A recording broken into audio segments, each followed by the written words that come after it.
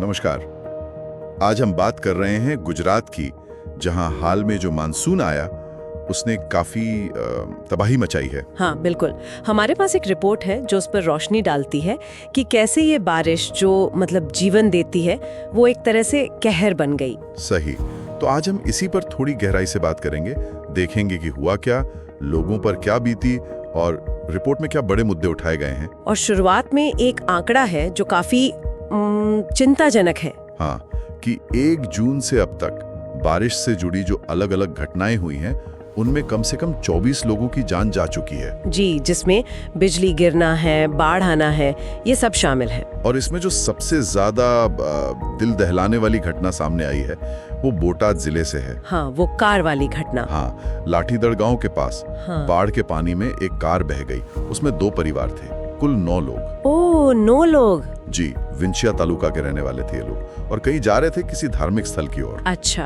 और रिपोर्ट तो यही इशारा कर रही है कि शायद उन्हें अंदाजा ही नहीं था कि बारिश कितनी खतरनाक हो सकती है और क्या हो सकता है आगे। बारिश की गंभीरता को या उसके असर को वो समझ नहीं पाए। हाँ, ऐसा लगता है। ये 16 जून की शाम की बात है जब वो अपनी इको कार में निकले।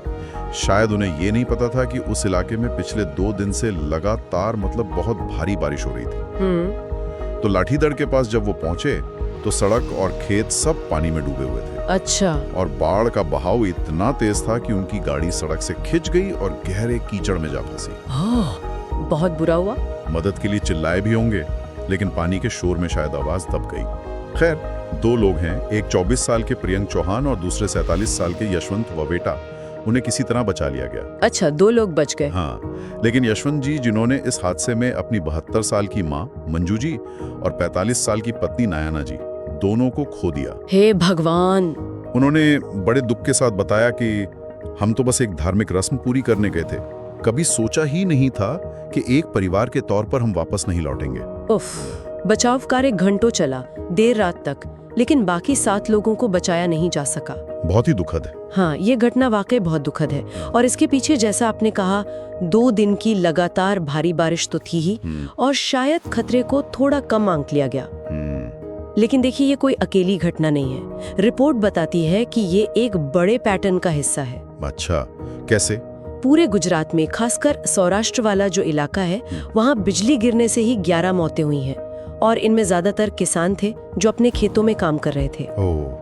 फिर जूनागढ़, अमरेली, सुरेंद्रनगर के गांव हो या राजकोट और जामनगर जैसे शहर, सब जगह भयंकर बाढ़ और जलभराव देखने को मिला। हाँ, तस्वीरें तो भयानक थी। बिल्कुल।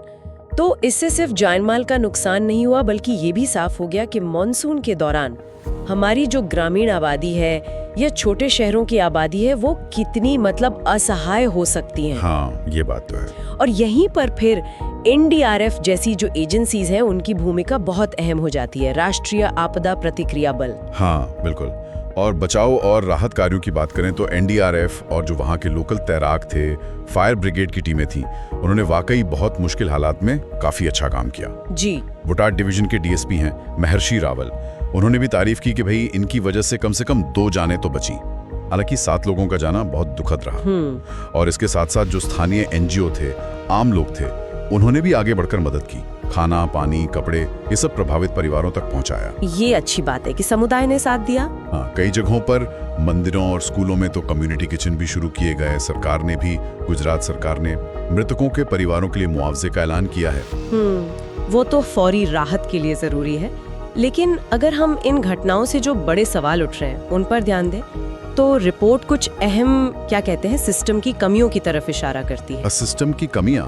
आप क्या कह रही हैं? देखिए, ये सिर्फ किसी एक डिपार्टमेंट की बात नहीं है, ये पूरे सिस्टम के काम करने के तरीके से जुड़ी हैं। जैसे, क्या हमारी जो बाढ़ की चेतावनी देने वाली प्रणाली है, हाँ, अर्ली वार्निंग सिस्टम्स, जी, क्या वो वाकई उन दूर दराज के गांव तक असरदार तरीके से पहुंच पाती हैं जहां सबसे ज्यादा जरूरत होती है? ये बड़ा सवाल है। और फिर हमारे शहरों और गांवों में पानी की निकासी का इंतजाम कैसा है?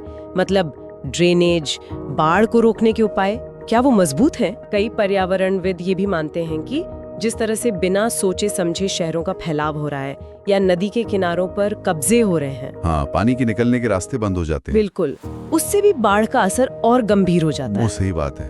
और एक एक्सपर्ट है अहमदाबाद यूनिवर्सिटी की डॉक्टर प्रीति शाह। अच्छा।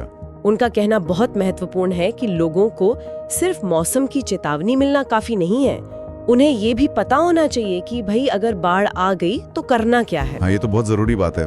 क्या कदम उठाने उस वक्त? बिल्कुल। जागरूकता और सही समय पर एक्शन लेना ये जान बचा सकता है। सरकार ने वादा तो किया है कि वो राज्य का जो आपदा प्रबंधन का पूरा ढांचा है उसे और मजबूत करेंगे, लेकिन उसका असर जमीन पर दिखना चाहिए। वही बात है, जमीनी हकीकत में बदलाव आना जरूरी है।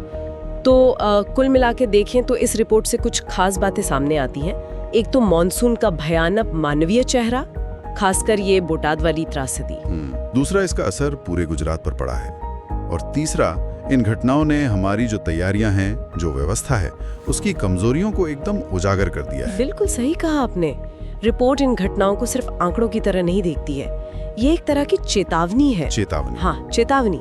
खासकर जब बात आती है प्राकृतिक आपदाओं के सामने हमारी ग्रामीण आबादी के अकेलेपन की, उनकी भेद्यता की।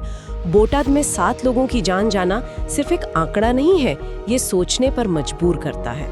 और यहीं पर एक बहुत जरूरी सवाल खड़ा होता है कि ठीक है, फौरी राहत दे दी, मुआवजा दे दिया, लेकिन उससे आगे बढ़कर असल तैयारी क्या है? हाँ, सच्ची तैयारी। क्या हम बेहतर पूर्वानुमान, मजबूत बुनियादी ढांचा और साथ में लोगों को शिक्षित करके इन सब के तालमेल से भविष्य में ऐसी त्रासदियों को रोकने के लिए वाकई तैयार हो रहे हैं? ये सोचना होगा।